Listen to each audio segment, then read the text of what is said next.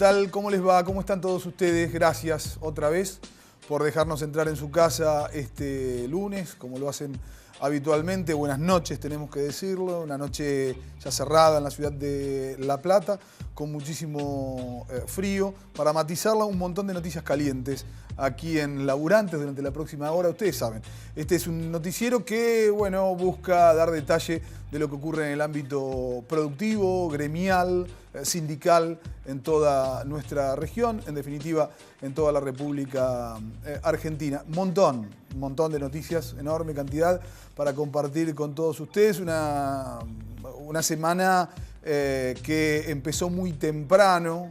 Hay un historiador que seguramente muchos habrán leído, Eric Hobsbawm, ¿no? Lo conocemos, un pensador marxista que desde Inglaterra ha escrito mucho sobre historia contemporánea, que generó una traza diferente para los procesos históricos. Decía, por ejemplo, Hobsbawm, en realidad el siglo XX no comienza el 1 de enero de 1900, comienza en 1914, cuando se declara la Primera Guerra Mundial. Yo me atrevería a decir que esta semana comenzó el viernes pasado, cuando con un dólar casi a 29 pesos, el gobierno nacional decidió que, el jueves, que iba a haber cambios en el Banco Central de la República Argentina. Después sobrevinieron más cambios en dos puestos claves del gabinete el día sábado. Esta semana comenzó en realidad hacia finales de la semana pasada. Para hablar de eso, para analizar todo eso, como siempre, un gran equipo. Zule, Lautaro, ¿cómo les va? ¿Cómo andan ustedes? Muy buenas noches, muy bien. Yo les quiero agradecer los saludos del programa pasado, lo vi, salió fantástico. ¿Cómo estuvo cumple? Bárbaro. Me cargaban, me decían que había muchos chicos, me decían que parecía Schwarzenegger en Detective en el Kinder en un momento porque los chicos estaban un poco revoltosos. No, le falta un poco de volumen, le digo. Bueno, claramente, sí, estoy tonificado, pero sí, me falta un poquito, y de altura. Pero salió muy bien. La compañera con cambio de look. Cambio de sorprendente. Le dijeron, estás linda, Azul, le dijo, no soy, le dije. Bueno, no dije eso. Bellísima como siempre, dijo Zule. Pero bueno, con un cambio radical. Sí, renovación, un poco renovar y hay que cambiar un poco. Vos no tenés una idea, Zule, lo que yo envidio tus rulos, o lo que yo envidio tu pelo largo y lacio en este momento, lo que yo envidio en definitiva, esa tonicidad capilar. Bueno, vamos con informativos, noticias, que tenemos muchas. Sí. Semana agitada y sobre todo porque, bueno, arrancó hoy, pero mañana paro de los trabajadores de los hospitales bonaerenses. Mañana arrancan con un paro, pero además se suman al paro del 25 de junio y además hay una propuesta para fin de este mes instalar una carpa frente al Congreso de la Nación. El rechazo es a la oferta de la gobernadora Vidal del 15%. Un contexto bastante particular. ¿Alguien la nombró a Vidal? ¿Sabe quién? ¿Dónde? Es la que les propone un 15% nada más, ya hace bastante tiempo y ellos siguen rechazando. Hace un tiempo que no se ve mucho a la gobernadora bonaerense, ¿no? Y cada vez que aparece... En ese derrotero habitual por los medios de comunicación. Apareció hace poco, lamentablemente, hablando de las universidades, ¿no? Que después voy a mencionar algo al respecto. Pero bueno, y volvemos a esto, que alguna vez ya lo mencionamos, ¿no? Estas viejas medidas, estamos hablando de una carpa en defensa de la salud pública frente al Congreso de la Nación a cargo de los trabajadores de la SICOP. Este es un poco del panorama, arrancando con paro a partir de mañana los trabajadores de la salud de la provincia de Buenos Aires. Muy bien, otra. Vidal apareció como un loop ofreciendo el 15%. Bueno, el FMI también aparece como un loop trayendo lo que son ajustes y miseria, en este caso para el sector de la construcción. Hace unas semanas atrás el ministro Duhovne señalaba que parte del ajuste fiscal se iba a realizar a través de la obra pública y las cámaras de la construcción están previendo una reducción de personal, según un informe de la UMET, la Universidad Metropolitana de los Trabajadores, elaborado por el Observatorio de Comercio Exterior, Producción y Empleo, señala que el 49% de los puestos de trabajo formales creados en el 2017 respondían a la construcción, pero que el ajuste fiscal comprometido con el FMI va a impactar de lleno en la obra pública y la situación se perfila más oscura de lo que, bueno, de lo que el gobierno quiere reconocer. Sí, lo está haciendo, de hecho está impactando y muchísimo. Hay una parálisis de obra pública que, si uno recorre el panorama federal, es muy, muy notable, pero recorriendo digamos, la habitualidad local, regional también es muy notable. Y sobre todo porque se conjuga con dos factores más. Uno es el aumento del dólar, que eso encarece muchísimo el precio de la construcción, claro, paraliza lo que es la obra privada. Y el otro elemento es, el precio del dólar, decía, ese solo, que el aumento del precio del dólar encarece muchísimo el aumento de la obra pública y de la obra privada, y por lo tanto la perspectiva sigue siendo negativa. Y hay otro factor que es la sostenida diatriba de la necesidad de reducción de déficit. Entender a la obra pública como un gasto público, no como una inversión y como una figura que hay que descartar de la planilla deficitaria. No, y además esto de que las tasas de LEVAC y de intereses hacen que la gente, los empresarios, los capitalistas, inviertan en ladrillo. Exactamente. ¿Quién va a invertir en cualquier cosa concreta cuando tenés una pelota especulativa enorme que te permite multiplicar dividendos muy rápidamente? De eso se trataba. Jornadas de reclamos, la semana pasada continúan estamos hablando de las universidades en protesta contra el ajuste salarial y contra el recorte presupuestario. En el marco de los 100 años de la reforma universitaria, se hicieron distintos reclamos. La semana pasada, bueno, con asambleas a lo largo de todas las universidades del país, con abrazos simbólicos a los edificios, y en la ciudad de La Plata finalizó con una marcha de las antorchas. Los reclamos continuaron en el día de hoy con asambleas interclaustros en algunas universidades, y decir que hay 2 universidades que siguen todavía con las tomas. Se trata de Mendoza,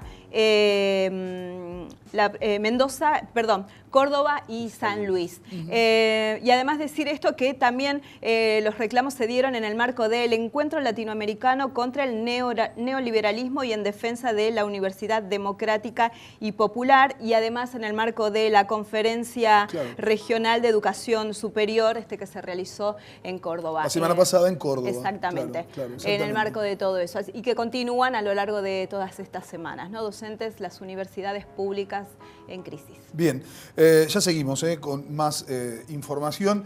Hablábamos de cambio. Yo recordaba una película, ahí aparece el hashtag, habla de Gato Pardo, y no es una broma respecto al mote que se ha sabido ganar el presidente de la Nación, Mauricio Macri, de acuerdo a lo que la sabiduría pop, digamos, marca desde hace bastante tiempo, sino que es el recuerdo de una excelente película de Luchino Visconti del año 1963, una película donde Visconti, una mega producción filmada en Italia, en el sur de Italia, en Sicilia más precisamente, donde Visconti mezcla grandes figuras de la escena hollywoodense, como Burt Lancaster en ese momento, con algunas figuras en ascenso del cine europeo, algunos italianos, como Claudia Cardinale, por ejemplo, y el bomboncito de Alain Delon, muy, muy joven para 1963.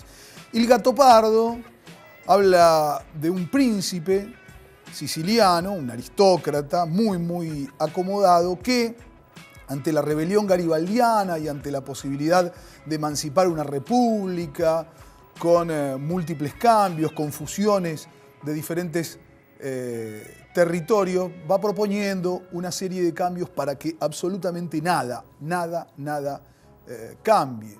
Digamos, de algún modo asumiendo una clara posición conservadora. Algo de eso entendemos, rastreamos, hay en los anuncios que se hicieron en las últimas horas, en los últimos días, en esta semana presente que yo decía, comenzó hace ya unos cuantos días, comenzó el jueves pasado a la noche, cuando se anunciaba que salía Federico Sturzenegger de la presidencia del Banco Central de la República Argentina y que entraba Luis Caputo. Primero, un dato anecdótico. Ustedes se acuerdan lo que pasaba hace muy pocos años atrás, cuando desde la máxima magistratura, la presidencia de la Nación, se definía un cambio de autoridad del Banco Central de la República Argentina. Ahí cuando Martín Redrado era corrido de ese sillón y la entonces presidenta de la Nación, Cristina Fernández de Kirchner,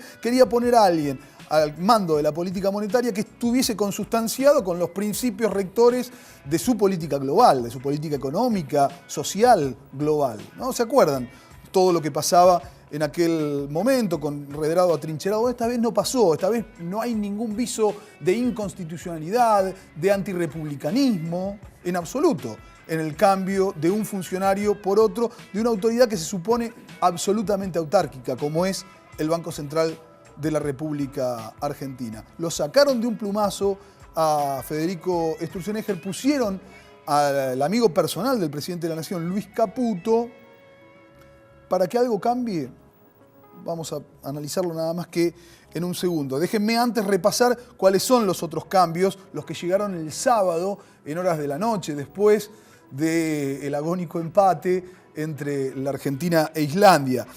Salió Francisco Cabrera, Pancho Cabrera, del Ministerio de la Producción, y llegó Dante Sica, un conocido, otrora ministro del dualdismo, un hombre que ustedes pueden seguir a través de su consultora, ABCEB. Busquen las predicciones económicas de ABCEB. A ver, digo, ¿cuánto decía ABCEB que iba a estar el dólar en este momento? ¿Cuánto suponía ABCEB que iban a llover inversiones en la República Argentina desde diciembre de 2015 hasta la fecha? ¿Cuánto suponía ABCEB que se iban a emitir de Levax en la República Argentina? No son muy precisos a la hora de dar pronósticos. Y el otro cambio es el de Juan José Aranguren, titular del Ministerio de Energía, por Javier Igualcel, que es conocido, entre otras cosas, por hacer un puente ferroviario por el cual las locomotoras y las formaciones no pasaban. Esto en Luján, desde hace ya unos cuantos meses atrás. Pero me preguntaba, ¿cambios para qué? ¿Para que cambie algo? A ver, ¿quién es Luis Caputo? Luis Caputo, además de ser un ex Newman Boy, un amigo personal del presidente desde hace muchos años, el primo hermano de uno de los más cercanos e influyentes amigos del presidente, Toto Caputo, es quien al mando del Ministerio de Finanzas en la República Argentina endeudó a nuestro país en más de 87.000 millones de dólares en tan solo 2 años. 87.000 millones de dólares, lo preferíamos a Sturzenegger. Sturzenegger emitió Levax por 35.000 millones de dólares. Es otro endeudador serial, pero no del talante de Caputo. Caputo nombró a Gustavo Cañonero como vicepresidente del Central. ¿Quiénes son Cañonero y Caputo? Bueno, fueron los tipos que convencieron a 2 fondos de inversión, 2 fondos buitres, que accionaron duramente contra la Argentina para que tomasen un bono y no generasen una pandemia financiera en aquel supermartes. ¿Se acuerdan? Hace un mes atrás, mañana, hay un nuevo supermartes en la República Argentina. Me pregunto, esos que se llevan una parte, se llevan una partecita. Cuando vos asesorás como asesor financiero a uno de esos grupos, bueno, te corresponde una parte, hay una comisión. Me pregunto, ahora que son presidente y vicepresidente del Banco Central de la República Argentina, ¿qué van a hacer? ¿Van a seguir agigantando la bola de especulación financiera o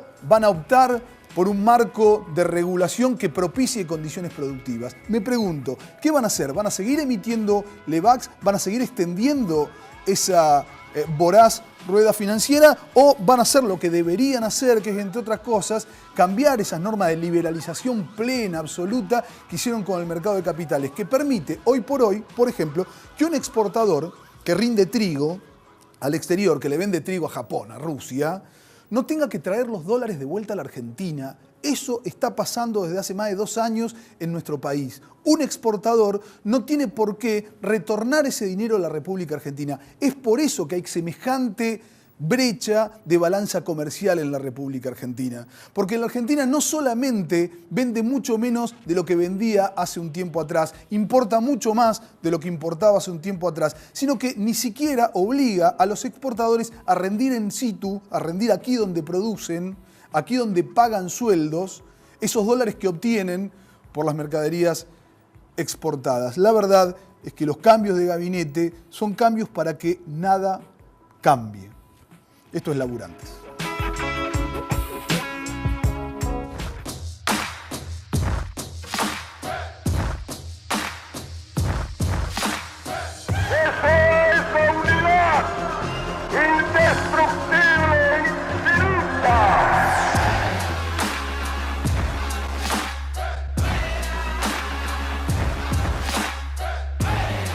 Gobernar es crear trabajo.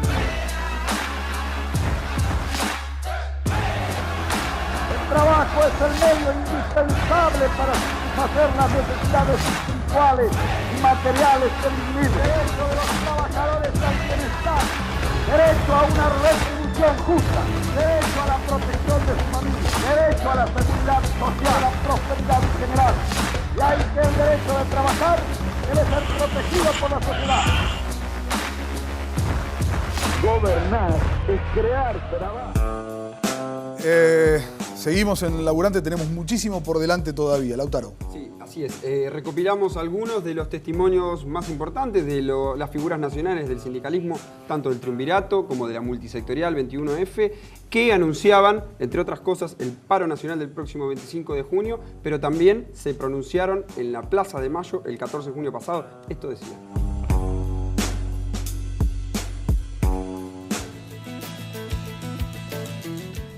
Los datos económicos, los datos de empleo, los datos que tienen que ver con todo lo que afecta a los sectores más vulnerables y cada vez son más angustiantes. Esta CGT siempre, pero siempre quiso que al gobierno le vaya bien. Y siempre hemos tenido la prudencia necesaria para que las cosas se solucionen a través del diálogo. Y naturalmente, lo que le habíamos planteado con estos puntos eran correcciones al programa económico que indudablemente el gobierno no está dispuesto a aceptar. Por lo tanto, esa es una razón de peso para que la Confederación General del Trabajo tome esta determinación. Le decimos al ministro de Trabajo que dijo que no podía eliminar ganancias en el aguinaldo porque terminaba de perder 9.000 millones de pesos de recaudación. Le decimos que se la saque a las mineras, que se la saque al campo, que se la saque a los bancos, o que traiga la guita de afuera a sus funcionarios y ponga la guita acá, pero que no se la saque a los trabajadores. Que no vamos a abandonar la calle bajo ninguna circunstancia, porque no tenemos destino si no hay unidad y si no luchamos. Habíamos dicho, lo repetía Pablo, si había veto a la ley del tarifazo, íbamos al paro y nos juntamos con los compañeros bancarios de la corriente sindical, con los compañeros camioneros, con los movimientos sociales, con las 2 TA. Y hoy estamos parando. Hay que cumplir frente a los trabajadores, hay que mirarlos a los ojos y hay que salir a pelear, a defender el salario, la dignidad, las leyes laborales y los convenios. Si no tenemos respuesta esta semana del 27%, lo decimos a los compañeros camioneros que están acá, que están en la ruta, nuestra organización gremial va a adherir al paro del 25 de junio de la CGT y paramos el 26 y el 27. Ahí lo veíamos a Pablo Moyano. Esto ocurría el 14 de junio, el jueves de la semana pasada, inmediatamente después de la media sanción de la despenalización del aborto, en un paro de camioneros, un paro nacional de camioneros que estaba apoyado además por las dos CTA. Veíamos a Yasky y a Micheli también en el escenario. En un ratito nada más, a la vuelta de esta pausa, vamos a tener a Miguel Forte, que es quien conduce camioneros aquí en nuestra región, en la ciudad de La Plata. Eso nada más que en un ratito después de la pausa.